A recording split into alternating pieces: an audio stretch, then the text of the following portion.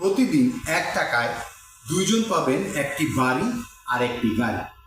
এতে সরকারের 1 টাকা বিনিয়োগও লাগবে না। আমি নতুন একটি আইডিয়া চিন্তা করেছি, যেই আইডিয়াকে বাস্তবায়ন করলে মাত্র 1 টাকায় প্রতিদিন দুজন কোটিপতির জন্ম হবে।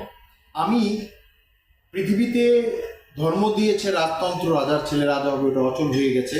তারপর সমাজতন্ত্র দিয়েছে কার্ল মার্কস, এরপর আব্রাহাম লিঙ্কন দিয়েছে গণতন্ত্র, আর পৃথিবীকে আমি উপহার দিয়েছি জনবান্ধব সরকার, যেটা আমার ওয়েবসাইটে জনবান্ধব সরকার নামে একটি পেজ আছে, সেখানে উল্লিখিত আছে, আপনারা পড়ে দেখবেন। সেই জনবান্ধব সরকারের একটি চমৎকার চমক হচ্ছে প্রতিদিন 1 টাকায় গাড়ি এবং বাড়ির মালিক হবেন দুজন, অর্থাৎ 1 টাকায় দুজন ব্যক্তি কোটিপতি হবে প্রতিদিন, এবং এটা আজীবন চলতে থাকে। কিভাবে এই 1 টাকায় কোটিপতি তৈরি হবে সেই জিনিসটা, বিষয়টুকু আমি আমার ভিতর লুকায়িত রেখেছি। আমার এই কথাটুকু শুনে অনেকেই বিষয়ে যেমন অভিভূত হবেন, স্তম্ভিত হবেন, অনেকেই অবিশ্বাসের সূতিকাতার হৃদয়ের মধ্যে দানা বাঁধবে। আমি বলতে চাই, যদি আপনি আমাকে চিনে থাকেন, আমাকে অধ্যয়ন করে থাকেন এবং আমার সম্পর্কে জেনে থাকেন, তাহলে এটা আপনার কাছে কোনো বিষয়ের ব্যাপার কোনোভাবেই আর হয়ে থাকবে না। কারণ আমি 11টি জনকল্যাণমূলক আইডিয়ার স্রষ্টা। 2টি আইডিয়া অলরেডি বাস্তবায়ন হয়েছে। তার মধ্যে একটি হচ্ছে ভাড়ার টাকায় ফ্ল্যাটের মালিক, 23-24 বছর মানুষ ভাড়া দিতে দিতে ফ্ল্যাটের মালিক হয়ে যাবে, এটা ছিল কনসেপ্ট। আর আরেকটি হচ্ছে 6 ফুটের বাইক লেন। আমি যে আইডিয়াগুলো রচনা করি, অনেকে আমাকে প্রশ্ন করেন যে 17 কোটি মানুষের ভাগ্য পরিবর্তনের জন্য দায়িত্ব কি আপনি কাঁধে নিয়েছেন?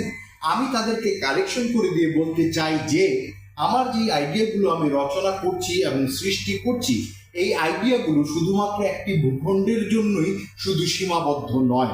এগুলো আমি ইংরেজিতে অনুবাদ করেছি, আমি জাতিসংঘে এগুলো পাঠানোর ব্যবস্থা করছি, বিভিন্ন দেশের প্রধানমন্ত্রীকে আমি এগুলো কমিউনিকেট করব। এগুলো এক সময় বিভিন্ন রাষ্ট্রে প্রচলিত হবে। অর্থাৎ আমি 700 কোটি মানুষের কল্যাণ নিয়ে কাজ করছি। আমি যে আইডিয়াগুলো সৃষ্টি করছি, এগুলোর কোনো ভূগোলে সীমাবদ্ধ নয়, কোনো সমাজে সীমাবদ্ধ নয়। এটার বেনিফিট সমগ্র পৃথিবীর সমগ্র মানুষ কোনো একদিন নিতে পারবে। আর আমাকে যদি আপনারা জেনে থাকেন, আমি পৃথিবীতে প্রথম ব্যক্তি যে নিজেকে জগতের অদ্বিতীয় ব্যক্তিত্ব হিসেবে ঘোষণা করেছি, এবং এজন্য 1 কোটি টাকা পুরস্কার ঘোষণা করেছি। কেউ যদি আমার বিকল্প সত্তা আবিষ্কার করতে পারে সৃষ্টির আদি হতে অন্ত অবধি সমগ্র পৃথিবীর মধ্যে, তাহলে 1 কোটি টাকা তাকে পুরস্কার দেব। কী ছিল আমার সেই চ্যালেঞ্জ?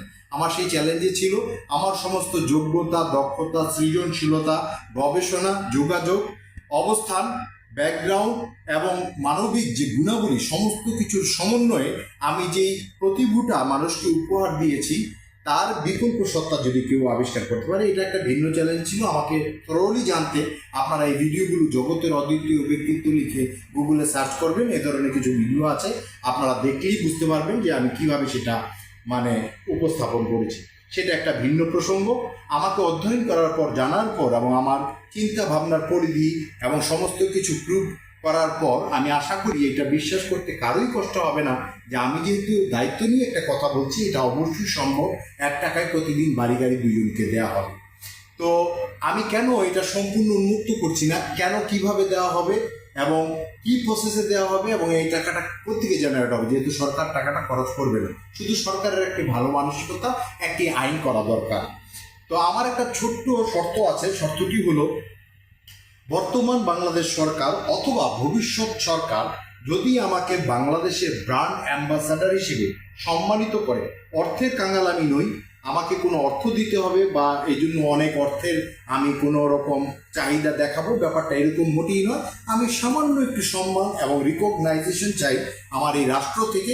যদি সরকার আমাকে বাংলাদেশের ব্র্যান্ড অ্যাম্বাসাডার হিসেবে রিকগনাইজ করে, আমি এই আইডিয়া সারা বাংলাদেশের মানুষের জন্য উন্মুক্ত করব, এবং এটা কিভাবে সহজে বাস্তবায়ন করা যাবে, বাস্তব ভিত্তিক এই আইডিয়াটা কিভাবে সহজে বাস্তবায়ন হতে পারে, সেই সমস্ত প্রসেস আমি এই 17 কোটি বাঙালির কাছে, মানুষের কাছে আমি এসে ব্যাখ্যা করব।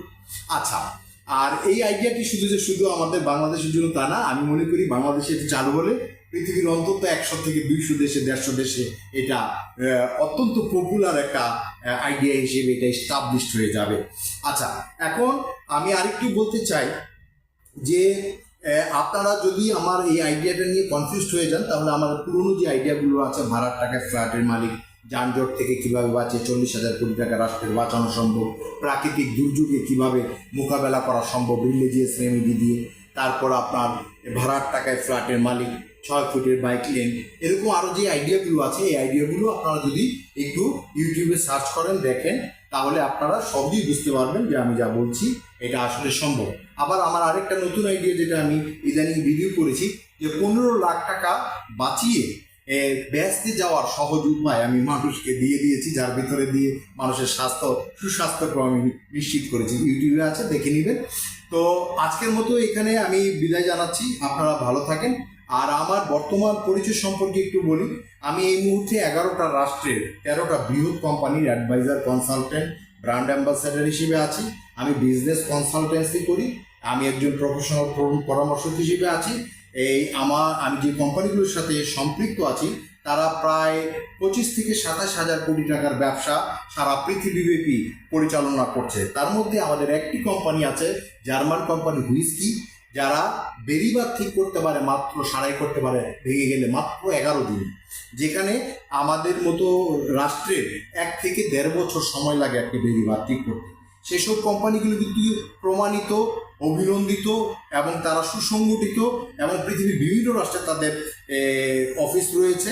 তারা অনেকগুলো রাষ্ট্রে তারা এই ধরনের কাজ করে নিজেদের কাজের দক্ষতার প্রমাণ তারা রেখেছে। তারা চায়নাতে, তারা তাইওয়ানে, কোরিয়াতে, ইউরোপের বিভিন্ন কান্ট্রিতে তারা কাজ গত 12-15 বছর ধরে এই প্রযুক্তি নিয়ে কাজ করছে। সেই অ্যাডভান্স টেকনোলজিকে বাংলাদেশে ইন্ট্রোডিউস করার জন্য আমি আপ্রাণ চেষ্টা করছি। বিশেষ করে গভর্নমেন্ট লেভেলে যারা নীতি নির্ধারক আছেন, তাদের সাথে বসছি, তাদেরকে হোয়াটসঅ্যাপে আইডিয়াটা ব্যক্ত করছি, এই বিষয়গুলো জানাচ্ছি, অনেককে কমিউনিকেট করছি, অনলাইনে বলছি এবং এই মিটিং অ্যারেঞ্জ করার চেষ্টা করছি। আশা করি আমার এই আপ্রাণ চেষ্টার ফলে কোনো একদিন এই বাংলাদেশের কনস্ট্রাকশনের ইতিহাস ঘুরে যাবে এবং নতুন এই অ্যাডভান্স টেকনোলজি বাংলাদেশে পরিচিত হবে। আমার যে যোগ্যতা, দক্ষতা, সৃজনশীলতা এবং অবস্থান, যোগাযোগ, এগুলোর উপর নির্ভর করে নিজেকে জগতের অদ্বিতীয় ব্যক্তিত্ব হিসেবে আমি ঘোষণা করেছি এবং সমগ্র পৃথিবীকে চ্যালেঞ্জ করেছি। সেগুলো যথাক্রমে এরকম: আমি 17টি ক্রিয়েটিভ সেক্টর নিয়ে কাজ করি। আমার 17টি সৃজনশীল পরিচয় রয়েছে। গত 27 বছরের নিবিড় সাধনায় আমি সেগুলোকে উন্নয়ন করে একটি চমৎকার জায়গায় উড্ডয়ন করিয়েছি। নাম্বার 1, নাম্বার 2, আমার মোবাইলে 31,000 গুরুত্বপূর্ণ নাম্বার রয়েছে, যা একটি বৃহৎ যোগাযোগ। নাম্বার 3, আমি এখন 11টি রাষ্ট্রের 13টি বৃহৎ কোম্পানির অ্যাডভাইজার, কনসালটেন্ট, ব্র্যান্ড অ্যাম্বাসেডর হিসেবে আছি। নাম্বার 4, আমি ফরেন লোন বিষয়ক পৃথিবীর একমাত্র নিখুঁত পূর্ণাঙ্গ লেখার লেখক। সমগ্র বিশ্বে বাংলা ভাষায় আমার ওয়েবসাইটে লেখাটি রয়েছে। নাম্বার 5, আমি 11টি জনকল্যাণমূলক আইডিয়ার স্রষ্টা ও জনক, 2টি বাস্তবায়ন হয়েছে। নাম্বার 6, আমি পৃথিবীর প্রথম ইচ্ছে পূরণ রেস্টুরেন্টের জনক, যেখানে 50 জনের অধিক মানুষের আমি ইচ্ছে পূরণ করেছি। তারা খেতে এলে ফর্ম দেওয়া হতো, 41টি ইচ্ছের মধ্যে 2-3টি তারা টিক চিহ্ন দিয়ে যেত এবং এর মধ্যে বাছাইকৃত কিছু মানুষের ইচ্ছে পূরণ করা হতো। এরকম একটি চমৎকার কনসেপ্ট নিয়ে আমি রেস্টুরেন্টটি প্রায় 11 মাস চালিয়েছি। আমি 3 কোটি টাকার মেশিন ছাড়া একটি TV station, satellite TV channel এক জায়গায় বসে 6 থেকে 8 ঘন্টায় আমি তৈরি করতে পারি একজন ব্রডকাস্টিং ইঞ্জিনিয়ার হিসেবে।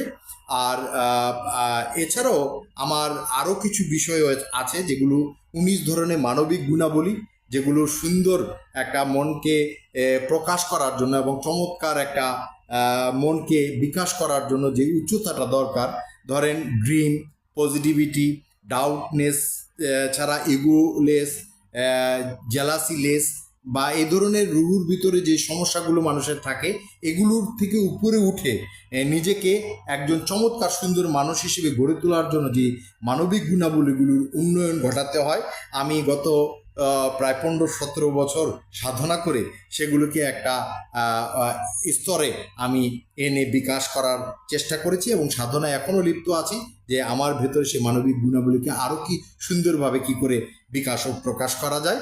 তো সমস্ত কিছু মিলিয়ে আমি নবীজিকে 2বার স্বপ্ন দেখেছি।